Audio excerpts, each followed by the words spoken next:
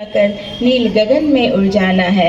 तो इन्हीं बेटियों की शिक्षा पर मैं भावना वर्मा, सहायक अध्यापक कंपोजर विद्यालय जहानियापुर, शिक्षा क्षेत्र मोहम्मदपुर, अपने नन्हे नन्हे बच्चों द्वारा एक सुंदर सी प्रस्तुति लेकर आई हूँ, जिसमें एक बेटी जो शिक्षित होने के बाद समाज की बुराइयों को खत्म कर एक सुंदर और शिक्षित समाज का निर्माण करती है। So a big applause for this presentation which is being done by the children of class first.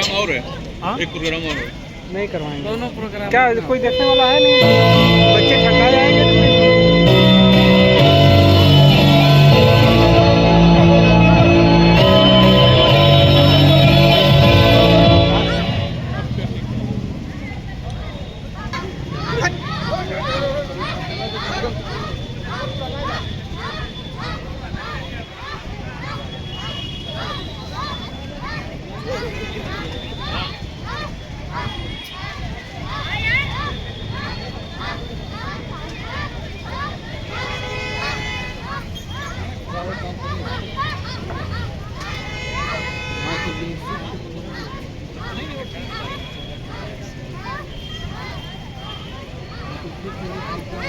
अच्छा